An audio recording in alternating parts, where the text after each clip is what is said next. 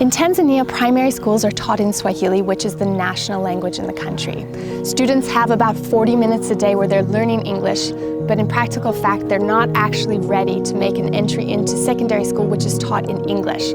Now, this transition is immense for children. They're now studying everything in a new language that they don't fully understand. And why this is a problem is because when these kids sit down and put pen to paper and sit national exams, they don't pass. And when they don't pass, they drop out of school. And without an education, without a degree, kids don't have an opportunity to find gainful employment. And so they might turn to things like poaching, they might turn to other activities, and they don't have the means to provide for themselves and their families.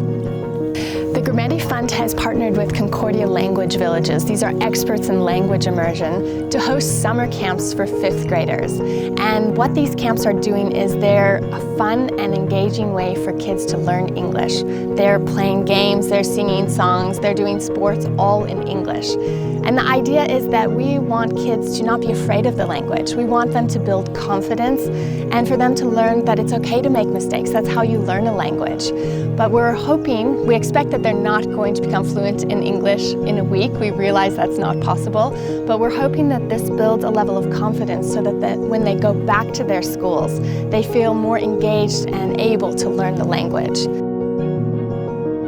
So these kids don't really have any light at night to study. They don't have any opportunity to work out much outside of school. So having a whole week in English, I think, is something that's pretty special for them. We're looking at trying to build student confidence and have them really more inspired and feel like English is something that they can do. They have to work really hard to be able to get opportunities for education. They travel long distances to go to school. They don't have the kind of resources that my American children take for granted.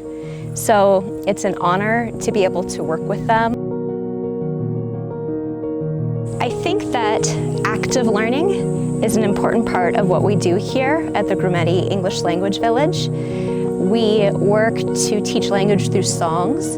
A lot of times it's easier to make a sentence or put two ideas together when you're singing them to a rhythm. So we're starting with children's songs like the Hokey Pokey, head and shoulders, knees and toes. So we're working on vocabulary, body parts, directional movement, but also the idea of putting together words in a string of words, making sentences.